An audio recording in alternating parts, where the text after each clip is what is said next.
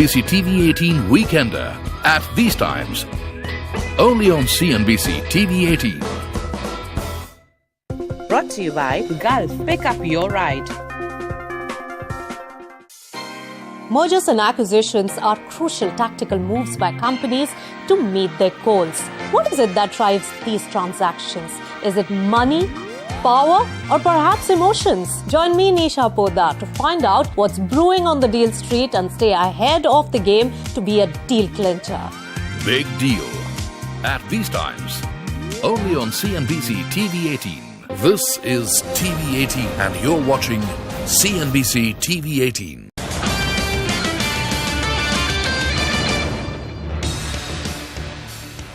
Good morning and welcome to Business Saturday. In the Mumbai News Centre, I am Ridhima Bhatnagar. Let's get started this bulletin with a quick check of all the headlines.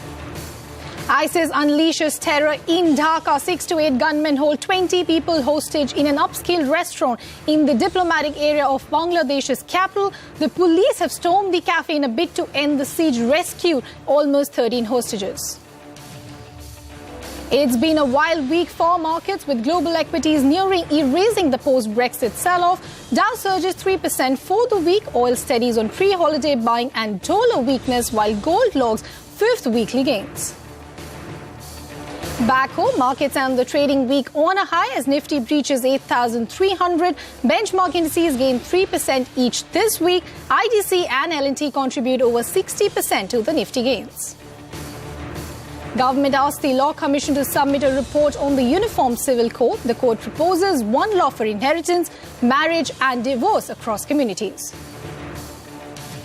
Now, after Mauritius, India renegotiates tax treaty with Cyprus, set to get power to tax capital gains from sale of shares in Indian companies. State Bank of India sells 5% stake in the National Stock Exchange for over 900 crore rupees. The deal comes after NSE announced its decision to go public. Also on the show, all paper currencies are doomed thanks to central bank policies around the world, and it's time to hoard up on gold. Well, that's the word coming in from global guru Mark Faber. Let's get started with all the action on Wall Street first. So, US markets clocked in a fourth day of gains after the post-Brexit sell-off. The S&P 500 closed above the psychological key 2,100 level and gained 3.22% for the week. Now it's best since November. So, CNBC's Josh Riplin wraps up all the action on Wall Street for us. For CNBC TV 18, I'm Josh Lipton. Markets moving higher in today's trade. The Dow gains 19 points, the S&P up 4, and the Nasdaq rising nearly 20 points. Mixed data on the economy reported today. U.S. manufacturing rising to its highest level in a year and a half, but construction spending fell in May because state and local governments cut back on building projects. Shares of Fiat Chrysler, Ford, and GM all closing higher today. Sales came in as expected for June, thanks to demand for Jeeps, Rams, and F-150s, and it was the industry's best June since 2005. And finally, today marks the 75th anniversary of the first television commercial. On July 1st, 1941, a 10-second Bulova watch ad aired before a Brooklyn Dodgers baseball game. Bulova paid the station $9 to air the ad. That's the action in the U.S. markets. Now back to you in Mumbai. Now, Federal Reserve Vice Chairman Stanley Fischer says that the Fed will know more by its July meeting about the implications of the so-called Brexit vote for the U.S. economy. He also said that those effects will be weighed against the positive incoming U.S. economic data. Clearly is a huge event for the UK and it's an important event for Europe. Our direct trade with Britain is not going to make a huge difference to us, but it could set off, there are a lot of things that will follow from Brexit for Europe, for the United Kingdom. I don't think it's worth speculating on whether we're going to be driven to any of that. I hope it goes the other way. I hope that we strengthen. And that the economy strengthens and that we continue along the slow, very gradual path we've been on, and that the rest of the world is recovering in such a way that that wouldn't create negative reflex effects on us that would have to be taken very, very seriously into account. But we'll watch all that. Now, European markets too finished the session with solid gains on Friday as the recovery in global markets continued.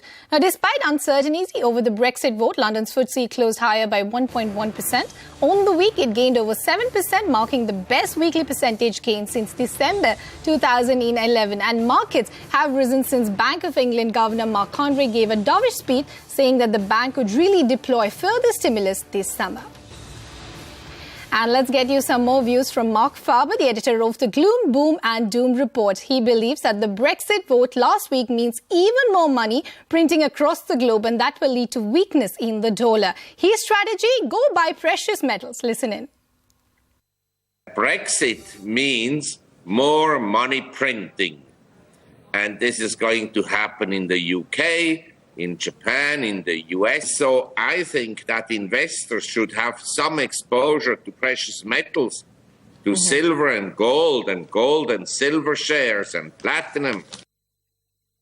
I think the dollar will go down, but it also depends against what? All paper currencies are doomed. They're going to become worthless because of money printing. In other words, the purchasing power is going to continue to diminish as it has diminished for the last 100 years. But the dollar, in my view, will go down against gold and silver. Let's move on to the world of commodities now. Oil prices rose on Friday from early losses, with traders citing potentially more bullish investor positioning for the second half of the year and after a weaker dollar that boosted most commodities. The market also found some support as traders booked profits at the end of the best quarter in 7 years. Remember, crude prices had jumped 25% over the past 3 months. Now, let's move on and talk about gold then. So, meanwhile, gold rose 1% on Friday and logged its fifth weekly gain, supported by a weaker dollar and prospects for further monetary policy easing in the wake of Britain's vote to leave the European Union. Well, on to the latest update in the terror attack in Dhaka. More than 100 commandos have stormed in a cafe in the diplomatic quarter of the Bangladeshi capital in an attempt to free 20 or more hostages believed to be have taken captive by gunmen. Around 8 to 9 gunmen have attacked the Holy Arts and Bakery on Friday evening. At least 2 police officers were killed in earlier exchanges of fire and 30 police officers have been injured. ISIS has claimed responsibility for this gruesome attack. Well, time to slip into a very short break, but coming up on the other side, after Mauritius, India renegotiates its tax treaty with Cyprus, irons out the DHAKA issues. More details after this short break. Don't go anywhere.